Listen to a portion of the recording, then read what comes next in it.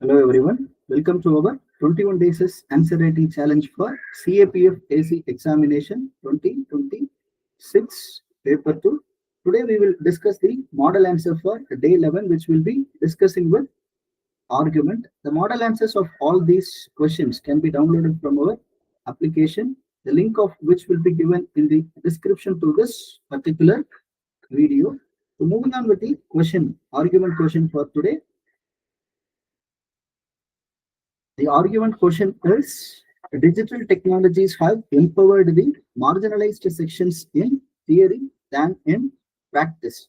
So you'll have to write arguments for this digital technologies empowerment of marginalized sections as a mere theoretical construct or mere theoretical concept on the one side, and on the other side, how far it has truly empowered them in practice. This should be the two dimensions of your argument, and we can start with an introduction emphasizing the recent digital technology based government interventions for the empowerment of various marginalized sections like women, then BPL families, etc. etc. So you can give a brief introduction about this digital technologies, or else you can also start with an introduction highlighting the power of digital technologies to address the issue of inequality, or how it can help in ensuring inclusion of various sections of the society. You can start with an introduction on any of these lines.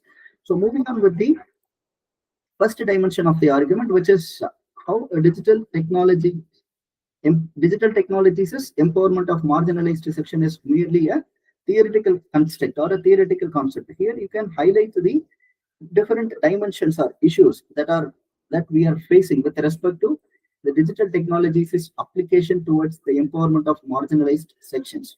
Firstly, we can highlight this particular issue of digital divide. How digital divide plays a, or how it proves to be a major hindrance for empowering the marginalized sections. Digital divide in terms of access to mobile phones or internet services, especially in the rural areas, urban rural divide, and then this rich versus poor divide. This particular context or aspect can be highlighted here in this dimension, digital divide. And second thing is accessibility or affordability. When it comes to affordability, even though that maybe the accessibility, the price of the mobile phones and then this internet services, all these will not be affordable by everyone, especially this BPL families or people in the rural areas.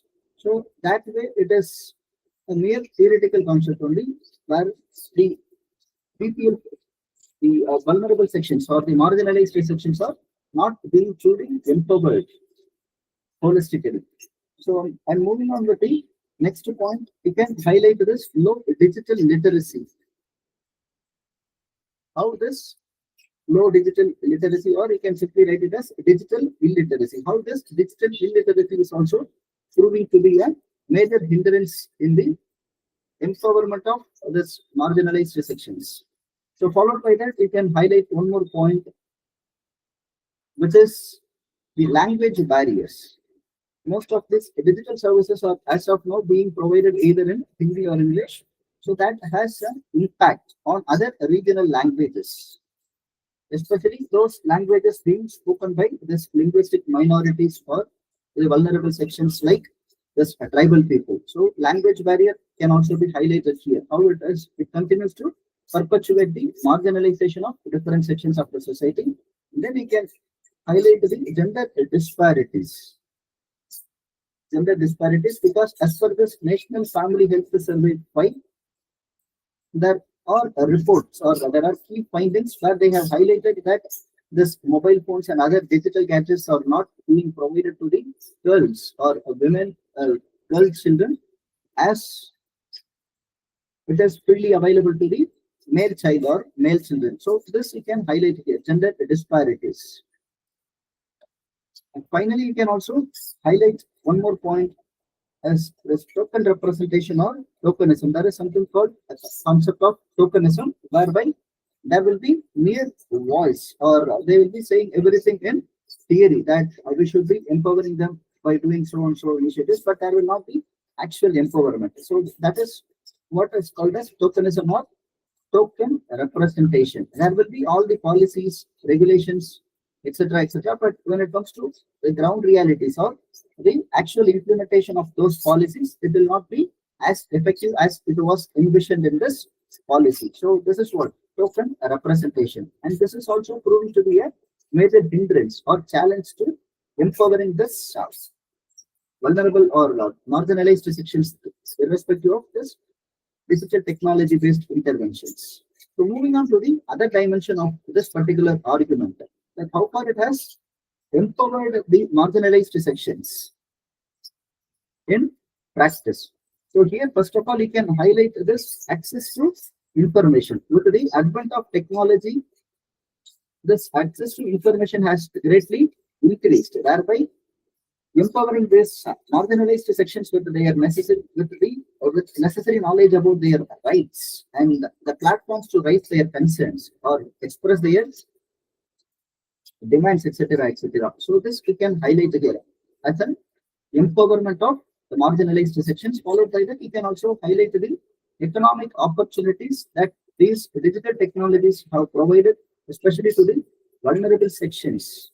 We can see so many examples of women-led self-help groups who are doing businesses over this online platforms, and we can also come across certain self-help groups, women-led self-help groups, who will have develop some business opportunities with this digital technologies. They will be doing business simply with the help of a mobile phone, right? It can be like with an YouTube channel or with an app-based platforms, etc., etc. So this way they are empowering them economically. This can be highlighted here. And then educational opportunities.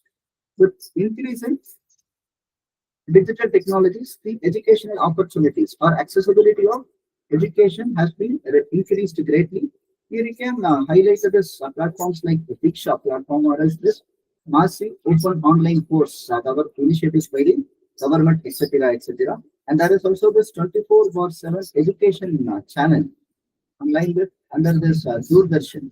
All these initiatives can be updated here, which try to empower the vulnerable sections or the marginalized sections in terms of education. And the next point, economic opportunity, healthcare access. So in terms of healthcare access, we can highlight the concepts of this telemedicine, where the people from even from the rural areas were able to access some top class medicinal facilities or some surgery procedures from distant places, like from urban areas or sometimes even from the foreign countries. So this telemedicine has greatly increased the healthcare access, quality healthcare access to even this people in rural areas and other marginalized sections of the society. So that can be highlighted here. And then we can highlight the government's e-governance initiatives for the delivery of welfare schemes. E-governance initiatives for welfare schemes. Examples: direct benefit transfer scheme. Under this MGNREGA, this PDS, public distribution system, MGNREGA, all this over this marginalized sections financially. Right, and you can also highlight this zero balance account, opening up zero balance accounts for the BPL families, empowering them financially and bringing them under this financial inclusion net. That can be highlighted here. And then you can also highlight one more point, like voice of the voiceless. How this social media platforms, etc., serve as a voice for the voiceless people, so for suppressed people. They can express their concerns, they can criticize government's policies. Right, all these can be done. That was made possible with the advancements in digital technologies and the accessibility of these digital technologies, even with the vulnerable or the marginalized sections.